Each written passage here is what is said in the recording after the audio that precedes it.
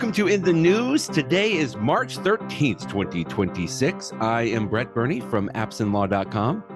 And this is Jeff Richardson from iPhone JD. Hello again to another Friday the 13th, huh?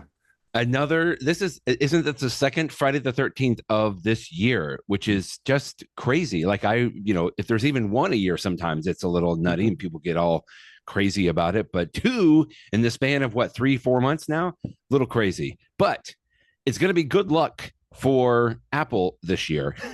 They are celebrating 50 years. Apple was founded on April 1st, 1976. So in 3 weeks now, less than 3 weeks, they are celebrating 50 years. Apple is turning 50. I didn't even realize that. I don't know that most people did, right? It's not like I kept the Apple founding date within my brain space here, but there's a new book out. You pointed to a couple of links. Tim Cook put out a nice little letter talking about it.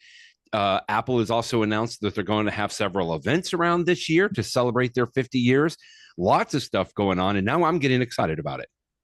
Yeah, Apple typically does not look back. They famously say this. When people want to talk to them about history, they're like, we don't really talk about the past. We talk about the future. It's been like part of their PR speak for an incredibly long period of time. In fact, there's a story that when Steve Jobs at one point came back to Apple in the 90s and he found that they were saving all of this stuff from the old days, he's like, throw that stuff away or give it to the to the Computer History Museum. Get rid of it. We don't want to waste space on that. And so it apparently took a lot for them to decide, well, 50 years is a pretty big anniversary. Maybe it's actually worth looking at. And so originally, for example, one of the things that you mentioned was the book, which I actually have a copy of right here. Yeah, this is the David Pogue book. Yeah, Apple 50 years. David Pogue. This thing is thick. Look how big this thing is. It is huge. Well, there's a lot of years to write about. Steve Jobs in the back. And I will just say parenthetically about the book, it's a beautiful book. I mean, I've only started going through it, but like it's got all of these. Isn't there color pictures in there? I saw. Ooh. You know how sometimes a book will just have like a little middle insert of pictures that are in color, but like the entire book is color, which is cool because as I'm going through here, like there's pictures of not just products like the Newton and stuff like that, but he's even gone like behind the scenes. There's some things that he found through archives of like unreleased products and stuff like that. I'm very much looking forward to this book. It's going to be a lot of fun. No, I'm going to have to get it. I have.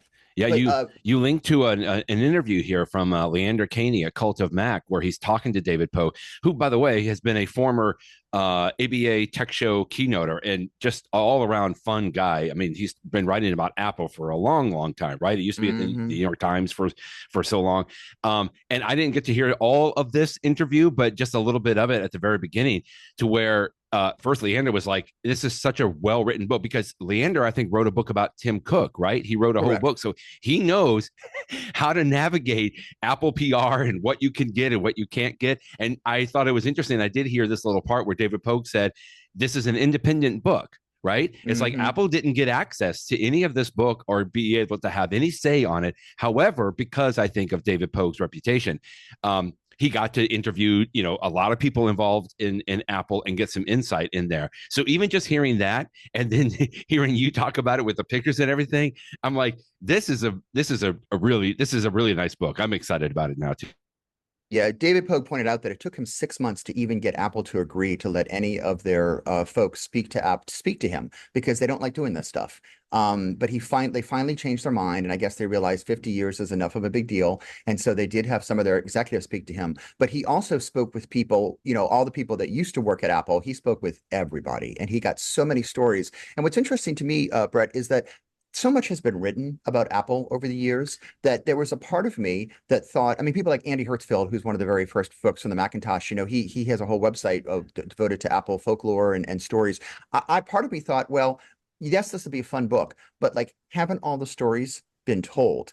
And the fun thing is that as David is doing these book tours with, like you just said, the interview with Leander Kahney, he was on Mac Power Users. I just was listening as I was coming into work this morning. He had an interview on the Apple Insider podcast, and he's got more coming up. David is dropping these stories from all these people he spoke to, many of whom I haven't heard before. And then there are even some things that he was able to actually dispel some rumors that in my mind, were just fact. I'll give you an example of one. A story that I have heard repeatedly over the years is that when they were developing the iPod, and Steve Jobs said, I want it to be as small as possible. And so they would come up with a prototype and he would say, go back, make it smaller. And they would come up with another prototype. And the rumor was that they came in with an iPod. Do you know the story I'm going to tell? And that they said, this is it. This is as small as it gets. And Steve Jobs would take it and he threw it into a fish tank and bubbles came up. And he said, you see those bubbles? That means there's air in there. That means you can make it smaller. It's a classic. It's a classic Apple story. And when Dave Pogue did the research, he's like, not true. There's nobody at Apple that actually heard that. I still want to believe it. I'm sorry. It's such a great story. I still want to believe it.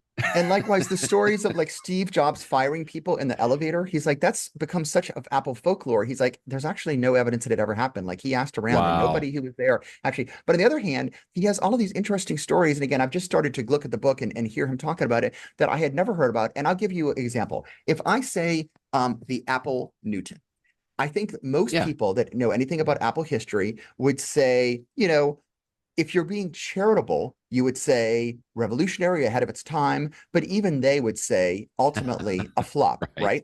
And yet David Pogue says that one of his things that he discusses in the book is that the Newton saved Apple. And you may be like, how is that possible? How did the Newton save Apple?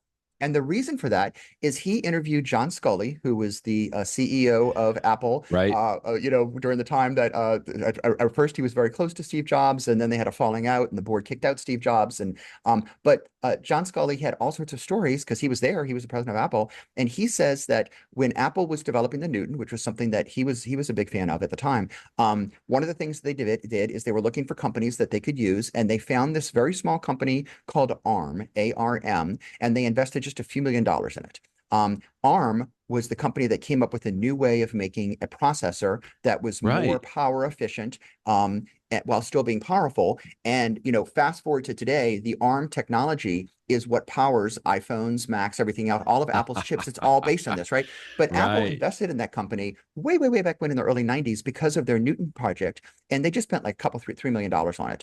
And then fast forward to when Apple was literally on the brink of bankruptcy and falling apart, and they were looking to acquire another company to be the future of the company. And they thought it could be the BOS, or it could end up being what they ultimately did was they went to Next, which was Steve Jobs' company. The way that Apple was able to pay for acquiring Next is that stock that they had purchased in ARM had become like 1,000 times more valuable. It was suddenly worth, you know, tens of millions of dollars.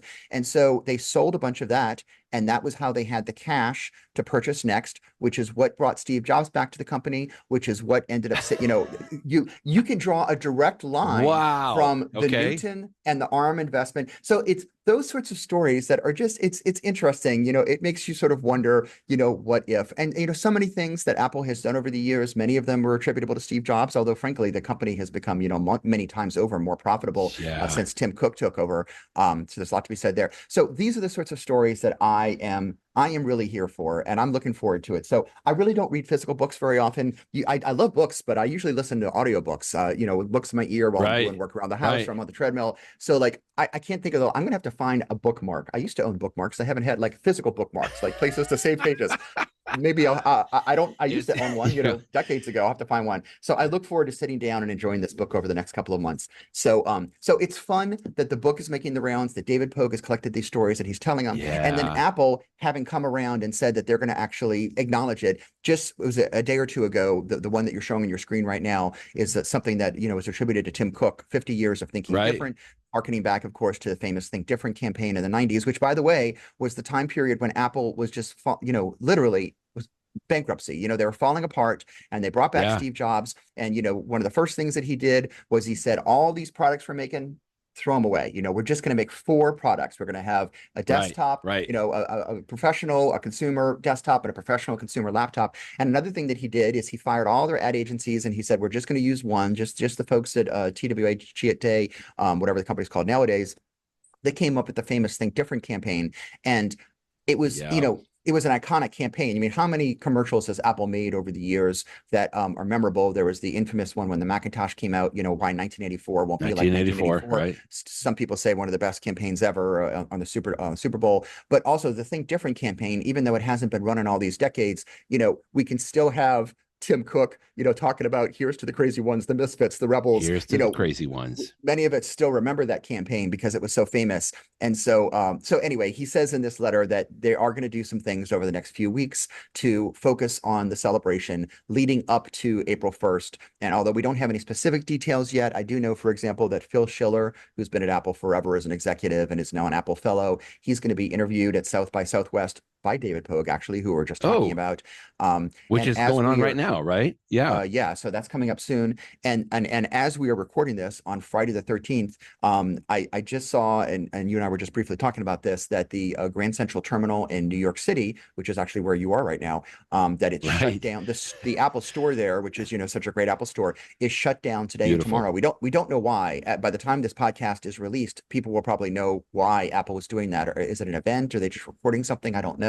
As we're recording this, I can't find the details yet, but something's going to be happening there. I presume related to the Apple 50th. So anyway, it will be an exciting time. And even though we're not at April 1st yet, the reason we're talking about this today in mid-March is that this is why, because some things are going to be happening between now leading up to April 1st that will be fun. It will be an opportunity to look back and reflect upon how far Apple has come, some of the stories from the past. I'm looking forward to it. It'll be really cool. One last video that you linked to at the bottom of your post today was David Pogue. I don't know if a lot of people know he is a correspondent, or the technology correspondent, I think, right, for CBS Sunday Morning, which is always such a great show. And look at this. He interviews Wozniak. He interviews several other folks, including, like I said, he got access to Tim Cook. I mean, look at that young Tim Cook there. And who is this over on the right? He talked to him. That's Avi. Avi was one of the people that came with Steve Jobs to Apple, and Avi was incredibly involved in like the iPod and things like that. He was one of the executives. He ended up leaving the company, and for a while after Apple, he was going to, if I remember my facts correctly, I should have looked this up. I think he then tried to save Palm, the Palm company, but that didn't go forward. But Avi was very instrumental in that 90s, 2000s stage of Apple. One of the big, that picture that you have right there with that very young Tim Cook, a very young Steve Jobs. That was the core of Apple, and these are the people that really, brought Apple back, made it very disciplined. Eventually came up with the iPod. Avi is the one, for example, who, this is one of the famous stories that I've heard before. He was actually traveling around China. They were just meeting with suppliers. And there was this one supplier that they met with who said, you know what, we make all these like hard drives, and we have this really tiny hard drive that's like the size of an Oreo cookie, but we don't know what to do with it. And at the time, he knew that Apple was trying to enter the MP3 market. And so he and the other executive looked at the guy at the company and said, we will buy them all. We will buy them all. They're like, really? All of them? It's like, yep, we will buy them all. And that tiny hard drive is what was powering it. What you would not have had the first iPod. And at the time, I mean, you'll remember this, Brett, at the time, songs in your pocket. There were other MP3 players out there like the Nomad, but they would hold like Rio. eight songs, 9 songs, right? I mean, that's what I had. I had a Diamond Rio. One album. That you could barely, it had to be a short album. You might not get the entire album on there. You had to constantly sync things off. The idea that you could have something really tiny that would hold all of your songs, or 1,000 songs, as it were, in your pocket was revolutionary. And that was only possible because Avi happened to be in China looking at manufacturers, and somebody had something they didn't know what to do with. And he had the insight to say, wait a minute, this is it. This is it. So anyway, great stories like that. It's that kind of history that just fascinates me. And I think I saw one part in this video, I watched it all, that David Pogue is interviewing Avi or someone, and they were like, man, the iPod, like that was such an incredible success. And he just kind of looks at David Pogue and he's like, well, that was a side benefit. We were just trying to make money. We were trying to stay afloat. And some of the, anyway, this video, David Pogue always does such a great job at CBS Sunday Morning. So I'll make sure that that's linked in there as well. And wow, happy 50th, Apple. I mean, that's crazy. I mean, it doesn't surprise me, I guess, that it's been around that long. But like you say, in fact, even Tim Cook in here says at Apple, we're more focused on building tomorrow than remembering yesterday. And so, they just don't talk about it too much. But man, 50 years. I'm glad that they're acknowledging it. Congratulations, David Pogue, on a fantastic book. I'm going to have to get a copy of it now. We should have to send it to him and ask him to sign it for us, right? It's like, hey, we saw you at Tech Show. He'd probably do it. He's a super nice guy. He really is. Let's move on. Last week, we talked about several new products that Apple had just come out with over the last couple of weeks. And I think all of them now are at least available. You could Yeah. pre-order them last week, but now they're starting to come into people's hands. And so I thought we could just run down this real quick. Let's start with the MacBook Neo, Jason Snell over a 6 colors. I love this fresh squeezed laptop because this is, I guess, is the citrus color that he's reviewing here. But Jason always does such a great job of a well-rounded review. I thought this was great. And then you also linked to a video review from Marques Brownlee, which, again, always fantastic. And I got to be honest with you, I thought Marques was going to maybe pan it a little bit more than he did, but he really actually liked it. Yeah, no, as he said, this is, potentially Apple's most disruptive product in the last decade plus. And the reason he said that is because it is such a fantastic price point. And it's really a good computer. And Jason Snell said the same thing. And the other reviews I've read say the same thing. It's like, people expected that since this was such an inexpensive laptop, basically half the price of a MacBook Air, which until 2 weeks ago, the MacBook Air was the budget laptop, right? That was the thing. If you can't afford the MacBook Pro, you get that started at $1,000. We've talked over the years that the MacBook Air has gotten so powerful that you're like, well, yeah, it's the least expensive one, but it really is a good computer. And like, it's more than you need for many people. Well, now, we have the good, better, best for the Macs, and the good version is the MacBook Neo. And the reviews are saying is like, this is a good computer. It's not like, oh, this is such a cheap computer, it barely runs, which is the case, apparently, for some of the Windows laptops that you can buy for the same amount of money. The manufacturing is sort of crappy. They creak in your hand. The trackpads don't work very well. They're slow. They have issues to them. But like, because of Apple's technology, that processor we were talking about before, the current version of what originally was the ARM processor, they're fast processors, and it's a good computer. And all of the reviews say, you know what?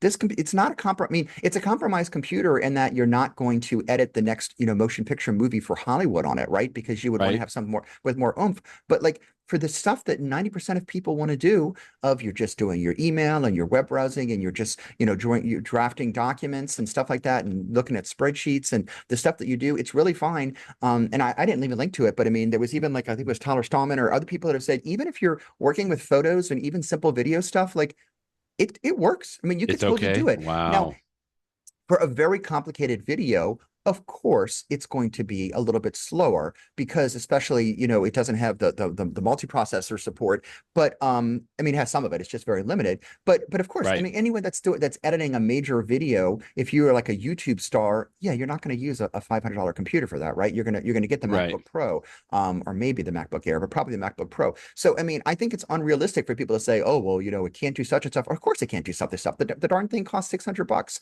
but there is so much that it can do, and I think for most people, they just want a computer. And so now they have this advantage. They can get a brand new computer, and it's going to do great. And it's going to be really good. And so that's why I was thrilled, because I was afraid, like you, I was afraid that the initial reviews were going to say, well, if you don't have a lot of money, I guess it's this nice, is good enough. But it's okay. But no, they've said, no, it's fine. It's great. Most of the things that you do, you're not going to notice that it's slow. And for the few things that you do, like, for example, the SSD inside of it is a slower SSD. And so it reads and it writes to disk slower than a MacBook Air or a MacBook Pro. And if you are a high-end user, you'll notice that. But for a regular person, they have no idea. They have no idea. I mean, when I work on my Mac Mini at home, because of storage space, lots of times I'm running stuff off of an external hard drive, let alone an internal SSD, and that speed's fine. I mean, yeah, you have to wait a little bit for things to load, but it's fine. It's just a second or two. It's not a big deal. And so for me, if I have the choice of running something off of and again, it's not a very big drive, but an internal SSD, even if it's not the fastest SSD, that's fine. So, it's great. So now we know that the computer is more than good enough. We know that the price point is just unheard of for Apple. I really think it is going to bring a whole bunch of people that would never consider buying a Mac, but they do want a laptop to bring into the Apple Fold. And I think that's going to, they already have an iPhone, and then they're going to get this. And then once they have this, they're more likely to buy AirPods and everything. It's just going to, that's why I think when Marques says it's going to be a disruptive product, that's why I think that this is truly Apple entering a new market. This is not just a replacement for what you have. This is going to bring in people who, otherwise may not have gotten a Mac. And to be fair, There's going to be other people that will decide this is enough computer for them and they would have gotten an Air and they'll get this instead. So I guess Apple will lose some sales, but I think that overall it's going to bring in a lot more people. So I think it's going to be disruptive to the industry. I mentioned last week, I thought one of the biggest, I think, sleeper features here is just that continuity component there. Like people are going to have an iPhone already. And the fact that you can copy and paste between the two, you can sync your notes, you can sync your calendar. I mean, I rely on that every single day. And of course, I use a MacBook Pro. And even Marques makes the comment, he goes, if you're watching my videos, you probably are not the customer for this. But I rely on those continuity features all the time. And to give somebody like a student something like this, like an actual laptop where maybe they were using an iPad before, to have that with the phone, again, to me, that's just going to still be powerful. I predict we'll have a lot of people that'll be talking about that just because it'll be so much better. Like they'll appreciate it so much more. I don't think I'm going to buy one, but I will tell you, Brett, I've actually been toying with it. And let me tell you why. It's for an unusual reason. Maybe for your kids. It's actually for the most expensive Apple product that I own, which is my Apple Vision Pro, which I love so much. There's so many things I love to do with it, but one of the uses that I really enjoy from my Vision Pro is it allows you to have this virtual huge monitor for a computer. And so the computer that I use at home is a Mac Mini, which of course is a desktop computer, right? It just sits there on my desk. So I will go upstairs at my desk, and instead of using my studio display, I will, which is a very nice monitor, I will put on my Apple Vision Pro, and suddenly I can have this huge monitor that's like ultra wide and stuff like that. And it works really well. But there have been times that I've thought to myself, this is really good, but I sort of wish I could do this while I'm like sitting downstairs or someplace more comfortable. And but my Mac Mini, it's all plugged in upstairs. And so there have been times over the years, I never was going to really do this, but I thought to myself, well, what if I just bought an extra Mac Mini, just a cheap one, and I just used it really just to run my Vision Pro as the external display. And I haven't done it, but I have thought about it. And I've actually talked to people that have done this, and they said it's worked for them. And then I know that there are people out there that would say, oh, well, you just find an old Apple, laptop computer that you're not using anymore, and just make that your dedicated computer for your Vision Pro. I'm like, well, that's fine, but I'm not going to buy it. But this thing, for quote unquote only $600, which is not nothing, right? But I could buy it for $600, and then it would be, relatively cheap. And then whenever I wanted to do computing using my Vision Pro huge screen, I could connect it. And I've already seen on Reddit, there are people that have already done this over the last week, and they said it works great, that the Neo has no problem at all driving a Vision Pro. Now, again, I don't think I use it enough, because what I do instead right now is, if I want to be portable and use my Vision Pro as a computing device, I just use my iPad, which I now have, the Magic Keyboard, stuff like that. And that's fine. The iPad it doesn't work quite as well using the Vision Pro as an external display. But again, I don't know that I'm going to do it. But the simple fact that I'm at least thinking about it, I think is evidence that there's a lot of people that, for whatever reason, they weren't going to spend money on getting this as a second computer, or a computer for kids, like you said, or for someone else. And now they're going to say, gosh, for $599, maybe yes. So that's my point. Maybe. Okay, excellent. You mentioned that kind of fits somewhere in the good, better, best, and apparently that's sort of a theme. I saw this review for the new M4 iPad Air on Gizmodo that you linked to, and he calls it the better iPad in the good, better, best categories. Yeah, and the theme that we have here for both this and also for the 17E, in a way this relates to the theme for the MacBook Neo, is that Apple's processors are now so good, and Apple's manufacturing is so good that it is making these things that are better than you think they would be. And so here we have the example. In the good, better, best of the iPads, you have the low end, the thing that's just called the iPad, which, by the way, Apple did not update. I still think they're going to update it at some point, but they have not updated that recently. But I really don't recommend that to most attorneys or other professionals, because it's got limitations. But there's the mid-level iPad Air, which is like my number one. And what you and I have talked about is, though I use an iPad Pro and I love my iPad Pro, for most attorneys, I say, unless you know that you want an iPad Pro, you want an iPad Air, because it is just that perfect, just right, middle of the road. It has a lot of features that started on the iPad Pro and are now on the iPad Air. And now, as this review and some others pointed out, now that they have the M4 processor instead of the M3 processor in there, it's just faster and better. And you may think, on the one hand, that's just a speed bump. It's not very exciting. fair enough. But the thing is, the iPad Air was already a fantastic. This is the one that most people Right. should get. Right. And so now it's a little bit better. What it means is, we already have that high-end iPad that you own, that I don't know, the one with the M5 processor. And That's the, right. the Air had been like, it was lesser then, but it was much cheaper then. Now for the exact same price, it's a little bit closer to the iPad Pro. And so for anyone A that little better. thinks the iPad Air is what I need, and for most people that is now you're getting more bang for your buck for the same price. So it's just great. So I mean, yes, it doesn't have any new whiz bang features, but this is what you want. You want to pay the same amount of money and have something that's even better. And so, although it's not exciting, I do think that this is really interesting.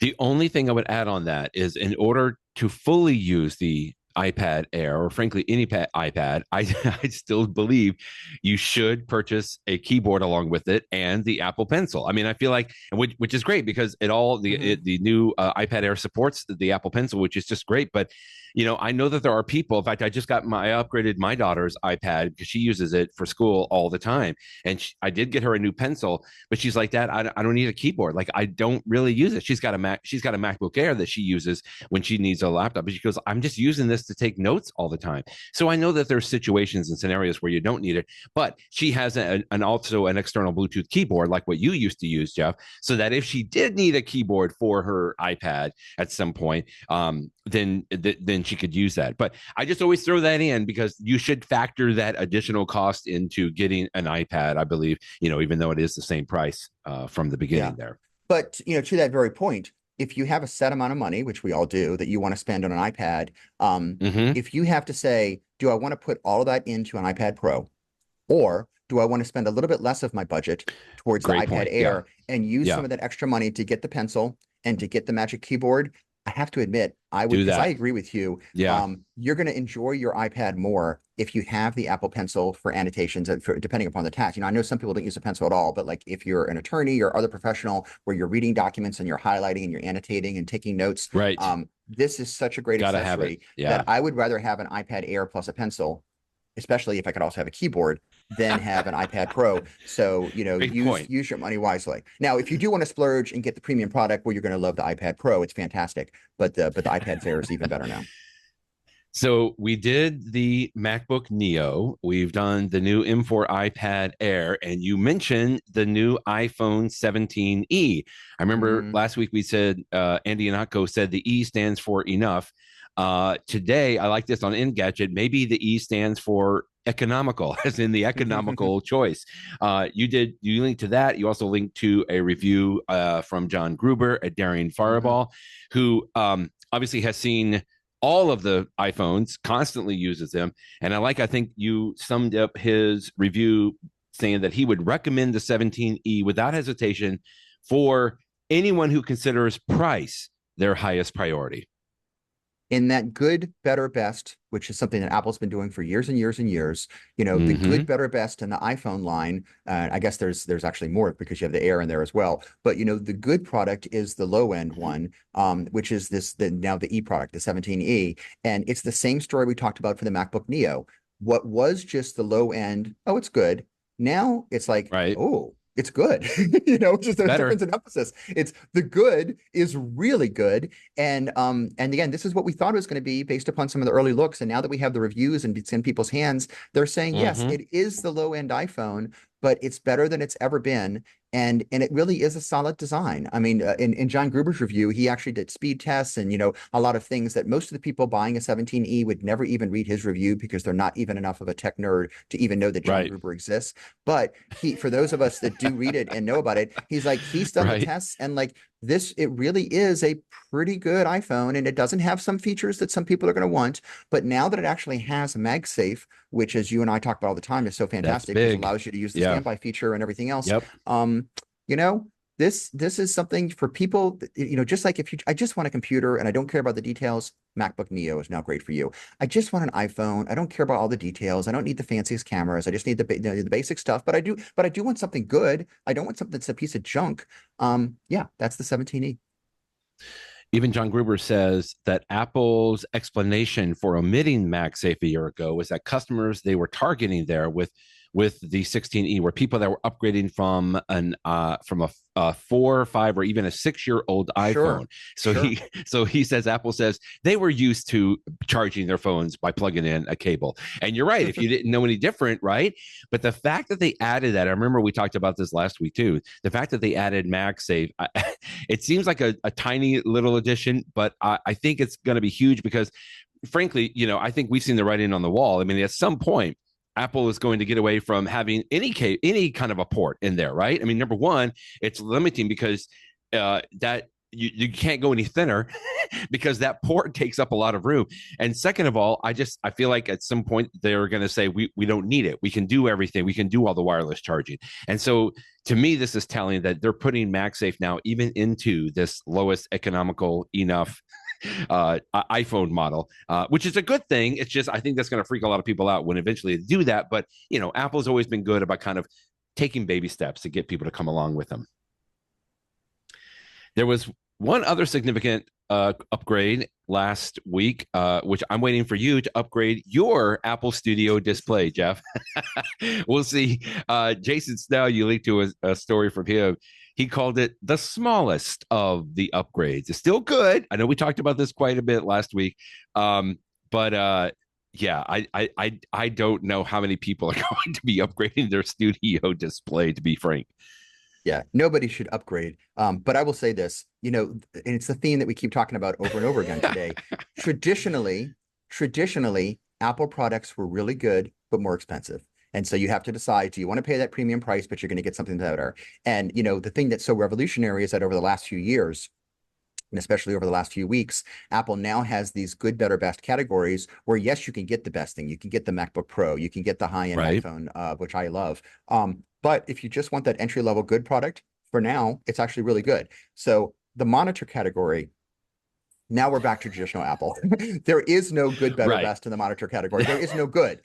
Apple does not sell an inexpensive monitor. All they have are monitors that are really nice, but you can get competitors. Now, the interesting thing is when I bought my Apple Studio display when it first came out, which was I forget when it was, 2020 maybe, a long time ago, 2022. 2022, when I got the Apple Studio display in 2022, there weren't really a lot of good third-party monitors that worked well with the Mac that were really decent. And so even though the Studio display was more expensive, it was really better than the alternatives. And I'm like, I'm going to spend a few $100s more for something that just works great. And I still love it. I still love that Studio display. I use it all the time, unless I have my Vision Pro connected to my Mac Mini. But it's a fantastic display. Right. So what would have been nice is if Apple had dropped the price, or if Apple had really done a significant improvement, but they haven't. I mean, they did improve the webcam, and it's true that the webcam on the original Studio display is crappy. The number of times that I use the webcam on my Studio display is zero. I literally never use it. The one or two times that I've recorded a podcast at home, I've just taken my little the thing I'm talking to you right now, my Logitech. I've just unplugged it and brought it home and used it. But as Jason is showing in a picture you're showing on the screen, you can look at a side by side. That change. If you look closely at his face, and you might not be able to tell in the YouTube version of this video, but look at his post. The old one, it's placed a little blotchy, and it's it's not very detailed. Whereas the new one, it's actually a legitimately decent webcam. So it's nice that it's a better webcam. It's nice that it has the faster Thunderbolt 5, so it can support daisy chaining monitors. But those are only incremental, as he said, improvements. The difference is that nowadays in 2026.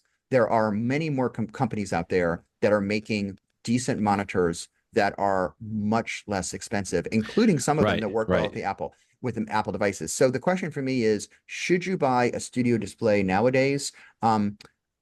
It's tough. I am more enthusiastic about the product than every review that I have read, including people like Jason Snell, who owns 2 of the original ones. So he really understands the Studio display. And what he's saying is, you can shop around and you can get something, and that's the problem is you do have to shop around. But you can get something for much less expensive that is just about as good. And I do agree with them. For me, however, and this goes back to the traditional Apple that we talked about, for a monitor, for something that I'm going to use for many, many years, right? 10 years or something like that. I'm going to use it with multiple computers. Whenever I upgrade my Mac Mini, which is still great, I have the Mac Mini, and I forget which one I have. I think I have the M2 or something like that, M2 Pro. Whenever I do upgrade my Mac Mini, I will not be upgrading my monitor because the monitor is great. I will just continue to use it. So if you're going to get a Yeah. product that you're going to use for a very long time, if you can afford it, and if you can't, you can't. But the nice things about the Apple products, like the monitor, is they just work. They work great. You're never going to have That's true. issues with having Yeah. like the pixel doubling not working correctly. You're never going to have issues with, it being sort of, the plasticness of it. And so it's going to be nice. It's going to be bright. Maybe it could be brighter. But so for me, I probably would spend the extra money over a competitor, a third party product, just because I know it's going to work great for the entire 10 years I have the Right. product. Right.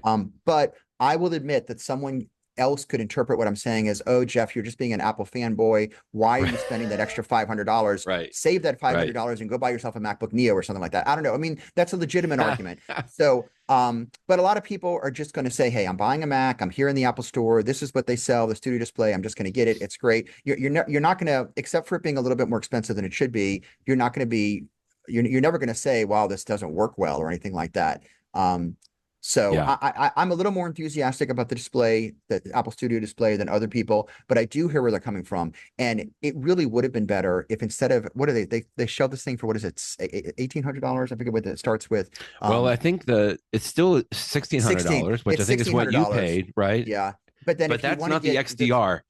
that's not the XDR. No, this is just Right. the 16. And then even then, I mean, the one that I have, it just sits in one position. I can tilt it, but like it doesn't raise up and down. If you want You it to didn't raise up buy and the down, extra that's an monitor arm. extra $400, or that's a monitor Right. arm if you get the Visa. But Apple also sells a stand for $400, which is a ridiculous lot of money to pay for a stand.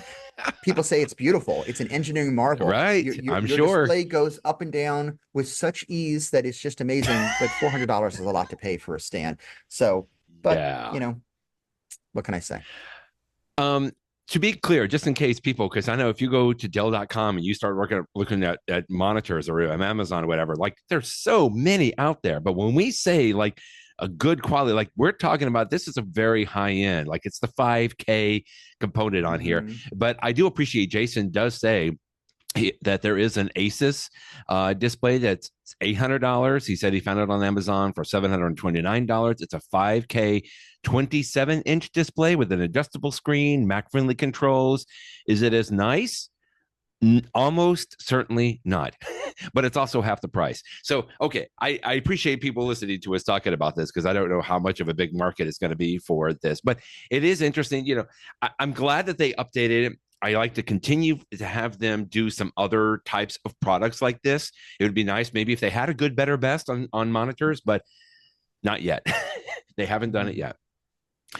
That's enough of all of the reports of the products that came out just a couple of weeks ago. Let's talk about a product that came out a year ago. One of my favorite Apple products that I truly use almost every single day. I can't even think of a day that I don't put my AirPods Pro 3 in my ears. We're both wearing those right now. I'm getting ready to get on a plane later today. They will be with me and probably in my ears the entire time today. I even used it last night walking back down from Times Square just because, as you know, there's so much noise on the streets and everything. And frankly, I just put it in and I used it as the what do they call it? Like the awareness adaptive. I had the adaptive on so that I could still hear things going on around me, except that when there was loud noise or a siren wailing by or something. Anyway, this was a great little review from Andrew O'Hara at Apple Insider. His long-term review: the latest earbuds are great with one asterisk. And he's been using it like just like us. He uses it every single day. And he just talks about how they've weathered over this last year now. Yeah, so they've been out for 6 months now, which is interesting. 6 months, sorry. 6 months. Yes. Yeah, and it's great that, it's 6 months later, he says it's still good. One of the things that I thought was interesting about the review is he says the AirPods Pro 3 are better than the AirPods Pro 2 in a couple of ways. One of the things is the fit of them, the way they fit in your ears a different way, which for a lot of people is improvement. Everyone's ear is different, so your mileage may vary.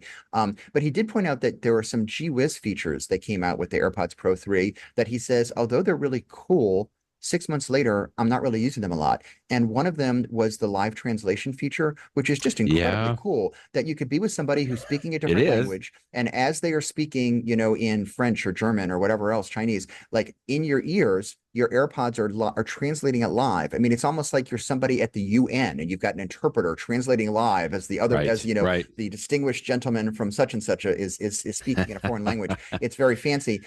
He says that sounds really cool, and the few times he's tested it, it's been great. But I don't travel internationally enough to use it, and it's been the same for me. I think this is cool. It's futuristic. How wonderful, you could even get philosophical and say, if we could all speak each other's language, wouldn't the world be a better place?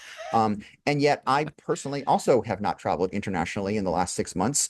And so I also haven't had a chance to use the feature. So, but that doesn't mean it's not a cool feature. It's just that you don't need it. And the other new feature, of course, is it does you're monitoring your heartbeats. But for anyone that has heart rate tracker, but for anyone who has an Apple Watch, you've already got something to do that. So it's not really made for you. So it does have these two features that are cool. But he's like, I haven't really used them very much in 6 months. And Jeff Richardson, also haven't really used them much in 6 months. But it doesn't mean I'm not a big fan of it. Like you, Brett, and like him, I use my AirPods Pro 3 every day, literally every day. And I love them. And the noise cancellation is great when you want that. The adaptive is great when you want that. If you just want pass-through, that works great. That I can listen to my podcast, but I can still hear 100% of what's going on in the world around me. That's great. It's just great. And the battery for me so far, 6 months later, I have not had an issue with battery life. I mean, I still charge them in there, but as I think back in time, because I've owned just about every AirPod back to the original generation, I do remember that early on, we're only 6 months in, so to be fair, but as you get close to like a year out from an AirPod, the battery life becomes less impressive traditionally, right? And so we will see. So far, I have not noticed any if there has been degradation in the battery life over 6 months, it hasn't been enough for me to notice. And he says the same thing. Well, we'll revisit this in 6 months and see where where we are again. But no, I would recommend these, without. Again, just the other day, one of my brothers was asking me that he wanted to improve his AirPods. He's like, should I get the AirPods Pro 3? I'm like, yeah, they're absolutely great. You should get them. No hesitation in recommending them. Another Apple product that I use probably every single day is Apple Notes, either on my phone, my Mac, my iPad. In fact, I've just been at a conference and I just have like a running note in the Notes app that I've just been capturing people's names or, conference notes and stuff that I'm taking. So I was thrilled that you linked to a good article from Glenn Fleischman today at 6 Colors, how to view edits in Notes. And more specifically, he's talking about when you share notes with other people, like we probably, like you, Jeff, we have several shared notes in the family, whether it was like, recipes or shopping lists or Christmas lists that we share things back and forth just so that we can track it all without having to, email things back and forth or whatever. And this is just good. I don't know that I would dig too deep into seeing all the activity here that Glenn's talking about. For me, I usually get like a little notification, I think, when maybe one of my kids jumped in and added something in there, and that's been enough for me because I can always go and look at the notes. But these were some cool tips that Glenn shared. Yeah, I mean, people, if you work with Microsoft Word's track changes feature, then I mean, for me as a professional, red line edits are a key part, right? I'm constantly sharing drafts with clients and other counsel and opposing counsel, and you're looking at, let me look, here's your red line edits, what changes did you make? What changes did I make? And I'm a litigator, but if you're a transactional attorney, the same thing, contracts are going back and forth. So red line edits, track changes are incredibly important in the professional world. I forget that it's also a feature of Apple Notes. And so if you do share notes, which I do, like you, with my family members, and it's great, and sometimes I've shared notes with other people's too, you can actually see activity. And if it really matters, hey, who added this item? Who deleted something? Keep that in mind, by the way. If you share your Christmas list with somebody else and they go delete the item because they purchased it, keep in mind that somebody can actually see who actually scratched it off the list. That might be a spoiler alert for who bought you the present. Don't do that, by the way, because as you said, people get notifications that there was a change to the list. But so it's a nice reminder that we have, the Notes app is more powerful than you might imagine. And if you think that looking at edits is useful to you, check out this article, because again, I use this feature so infrequently. I have used it before, so I can confirm that it works, but I've used it so infrequently that it would take, if I was going to do it again right now, I'd have to think about how to do it. But Glenn lays it out in here. It just occurred to me, I share notes pretty much only with family members. maybe some like close friends. I wouldn't use it sort of in a professional context now that I'm just thinking about it. If I did something professional context, I would probably either use Teams or maybe, Microsoft OneNote or something like that. Just interesting, even though I know lots of people, even in my workplace, like I know they're using Macs and they're using Notes, but typically that's where I put more personal stuff, I guess, or things that I know are just for me. Anyway, just a little bit of an observation there, which I think is interesting. Yeah, me too. Yeah.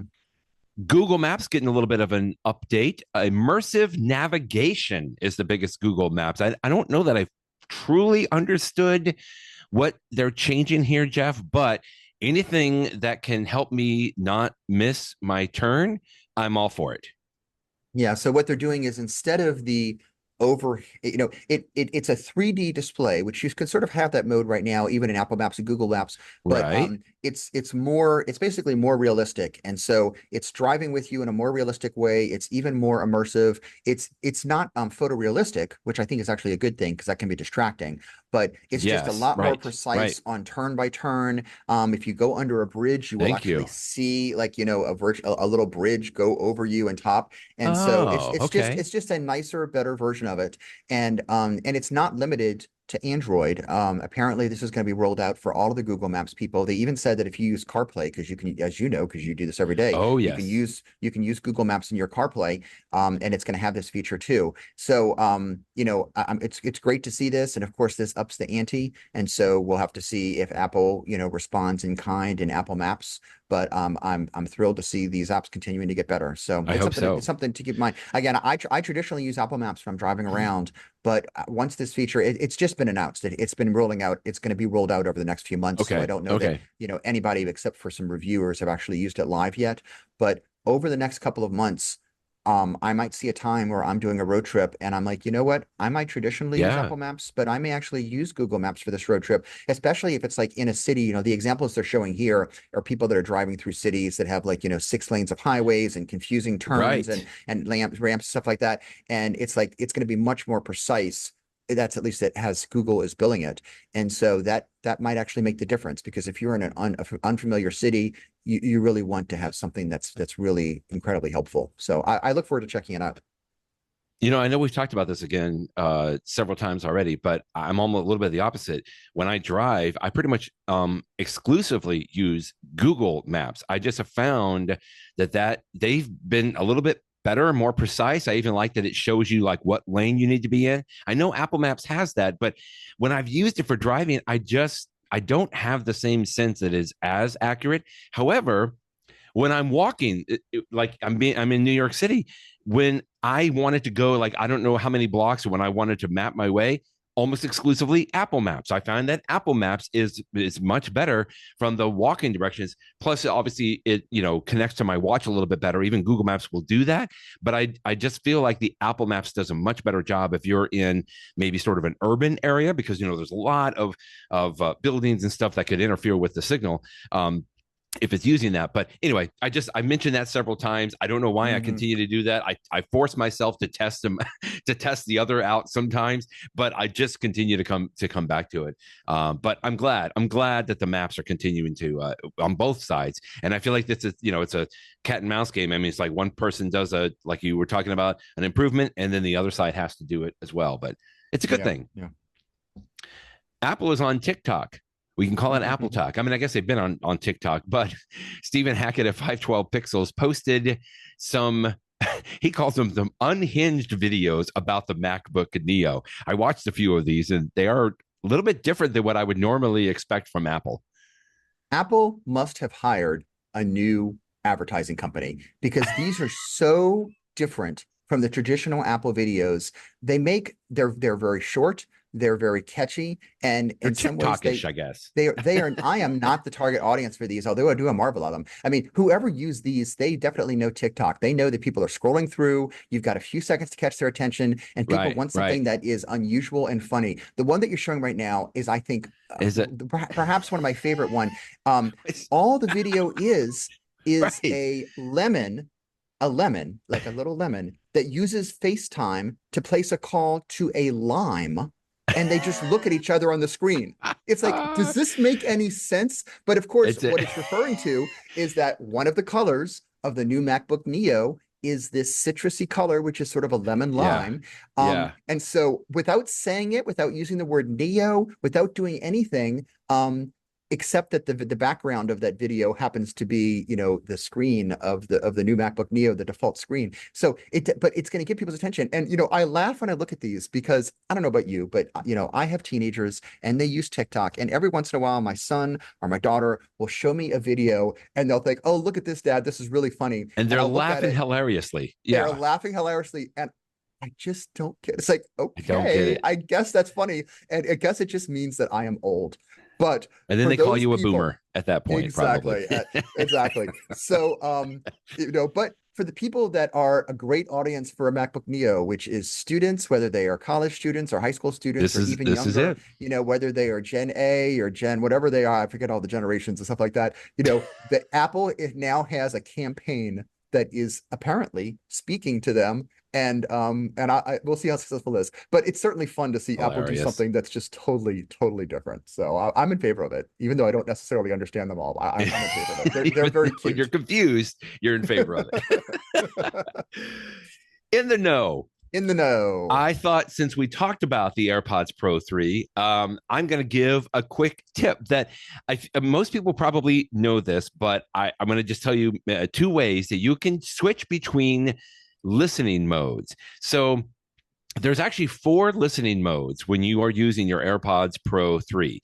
There is the transparency mode, which basically means that the AirPods will let outside sound in. There is the adaptive mode, and I don't know exactly how that they describe it here, but I think of it as it's a smart mode for making sure that if there is a loud noise that happens as I'm walking down the street or something, like again an ambulance siren or something, that it'll mute that. I can still hear things going on, but it'll mute those really loud noises that just annoy me more than anything else. There's the noise cancellation mode, the active noise cancellation. That's what most people think when I'm on an airplane, and after the safety announcements, I just go into noise cancellation because I don't want to hear the plane noise. I don't want to hear babies crying, anything. But the fourth mode I'd say is there is an off mode. And it's funny, Jeff, I don't hardly ever go into the off mode, but when I do, it makes me realize the AirPods Pro 3, just from a physical standpoint, really cut out a lot of noise just on their own. It's almost as if you were putting in just, those foam earpods in, like, that you just didn't want, you wanted to sleep with or something. Does that make sense? Like, it's pretty amazing how much physically that the AirPods Pro will cut out. Anyway, to switch between those modes, there are several things that you can do. Number one, what most people think of is that you can pinch the stem of your AirPods Pro 3. You kind of pinch and hold it for maybe like a second or 2 seconds, and then you'll hear it cycle through the different modes. Now, you can go in and customize which modes that you want to cycle through when you go into the Bluetooth settings. And so you can see here the listening modes. So, for example, I still have my AirPods Pro 2 that I use a lot of times when I exercise. I don't do adaptive mode on that because typically I'm in a gym or something, right? I switch it between transparency and noise cancellation, and I don't go into adaptive. Now, my AirPods Pro 3 that I usually wear everywhere else, I will cycle through the 3 modes: transparency, adaptive, and noise cancellation. So I typically do that by reaching up, pinching the stem of my AirPods Pro 3. However, there are times when I got something in my hand or there's something going on. I just want people to know there is another way that you can switch between those modes. If you go into your control center, you swipe down from the upper right corner of your phone, go into control center, and you'll see there's a volume slider that's there. The volume slider is great. If you're connected, that's obviously how you can turn it up or turn it down, the volume. But if you tap and hold on that volume slider, you'll see the additional controls come up at the very bottom. That's what I'm showing on the screen here. And if you tap on that, then you can switch between transparency, adaptive, and noise cancellation there. So sometimes, in fact, a lot of times, almost maybe half the time, I'll do it this way. I'll go into the control center, tap and hold on the volume slider, and I'll manually pick which mode that I want to go in, because I may not remember exactly which mode I'm in at any one time, right? I'm like, I don't want to think about if I'm in transparency, do I want to go to noise cancellation? And if I've got my phone in my hand, I'll just go into the control center, tap and hold on the volume slider, and then you can manually tap which of the three modes that you want to go to. So that's just another way to get access to these listening modes. I'm frequently going back and forth throughout the day, depending on where I am, or if I just want to cut all the noise out, if I'm working or something like that. And then, so I do it in a variety of different ways, just depending on what I'm doing with my hands at the time, or if I want to change it manually by going to the slider control and control center. That's my tip for today. That is a great tip, Brett. I did not know this, and I'm so happy you shared it because, like you, I keep mine on just the two different modes to go back and forth. Right. But sometimes you want to go into your third mode, and by the way, I change sometimes from time to time what those two different modes are. Right. And I thought the only way to do it was to open up the settings app, go to Bluetooth, go to AirPods. It's like 5 menus deep. No, and too much. Many times I haven't done it specifically because I'm like, I'm not going to go through all that trouble. I'm not doing that. I didn't realize you could just swipe down from the top right and hold down. But I literally am going to start using that this weekend. Thank you for telling me. You can't do it now because your AirPods have to be connected to your phone first. Like if you go in right now. Yeah. So I can, if I go into my phone now, my AirPods are connected to my Mac since we're on Zoom. But if you tap and hold there, nothing comes up. But once they're connected to your phone, you just tap and hold on that volume slider, and then you'll see those additional controls at the bottom. Yeah, that's true with settings app too. You only have the controls in your settings app if you're actually wearing your AirPods. But I did not know this. Thank you. This is good. Is a tip I'm glad. Use. So I'm glad that you shared that. So if anybody else finds it useful, great. But if nothing else, it was a good tip for me. So thank you. My tip of the week is obviously something you don't know about, Brett, because you had mentioned earlier in this podcast, hey, we met David Pogue at the ABA Tech Show years ago. Maybe he would sign a book for us. Well, actually, my book is signed. I do have mine signed by David Pogue. What? And the reason it's signed. Oh, you sneaky guy. The reason I have it signed is because of my tip of the week, which is this. David Pogue is very approachable. So if if you of course, if you see him at a book signing, I'm sure he's done with those, he'll be happy to sign it there. But if you scroll down a little bit to the bottom of the page that I'm going to have in the link here, scroll down to the bottom of this page, Brett, you will see that he has a link. Oh, I'm reading this. Where there's a little form, and if you fill out the form and you just give him your name and address and you say you bought it, what he will do is he will send you this. It's like a little sticker, and he says it's a book. Yeah, it's a sticker here. It's a sticker, and so you put it in your book, and then suddenly you have a signed copy. And is a signed copy all that big of a deal? Who knows? But it's actually sort of fun. And I have a couple books over the years that I've gotten signed. In fact, one of them I'm looking at right now is many years ago. Walter Isaacson wrote the Steve Jobs the biography, although he did it by working with Steve before Steve passed away. And there are good and bad things about the Walter Isaacson book. Don't get me wrong, but it is one of the definitive books that are out there. And Walter Isaacson happens to be from New Orleans, and he actually was a graduate of the same school that I went to, Isidore Newman. And so he's locally enough that one of the times that he was here in New Orleans, I got him to sign the book. And so now, the book sits on my shelf, but if I ever look at it, it's a signed copy. And, I don't need to tell people why signed copies are sometimes nice to have for a book that you're going to have for a long time. This Apple First 50 Years books, this tome is so huge. I'm going to enjoy reading it, but when I'm done, it's going to go on my bookshelf, and it will be nice that I have a signed copy. And so with this form, if you just give David, it's for free. But if you buy the book and you tell him your name and your email, and you give him a little message. And so I wrote him a couple sentences. I said, David, you're not going to remember me from Adam, but I've actually met you a few times over the years, including at ABA Tech Show in Chicago many years ago when you were the keynote speaker. And I even gave him a link to, I did a post on iPhone JD at the time because he was so nice talking to us afterwards. I know you had a picture. I have a picture of him. And, I had a lot of fun just talking to him because he's just one of these great people that knows so much. And so when I sent it to him, he had a nice little thing, great to see you again, Jeff, David Pogue, and he's got the date on it and stuff. So it's just a silly thing. And it probably matters to nobody but me. But the point is, I want that. Yeah. So if you buy the book, or if you give the book, and he points out here, if you give it as a present to somebody, what you can do is you can, buy the book as a present, and then you can, use the form. And now he does say he has a limited number of these nameplates. I think he said he has 500 of them or something like that. But as of a week or two ago, he still had them. And so if you do decide to buy the book, and if you are interested in a signed copy, you can use this form to get yourself signature. It'll come in the mail in a week or two. And in fact, I got my sticker like 2 days before my book showed up, and then I put it in my book, and now I have a signed copy. So it's just a Okay, silly but little thing, but it's my tip. you didn't buy the book from him here, right? Because it looks No. like he's So got what he links does to. is, Okay, so what he says to do is once you buy the book, so I bought mine on Amazon, right? I pre-ordered okay. it on Amazon. And so he says what you do is just take a screenshot or a picture or whatever that He said like shows of the that you receipt. purchase Yeah. of the receipt that shows you purchased it. And so when you buy something on Amazon, it will have the delivery address on it. So he says just Mm-hmm. make sure that what you send me has it, number one, it's the receipt, so it shows that you actually bought the book. But then number two, that it Sure. has your delivery address, which the Amazon receipt has.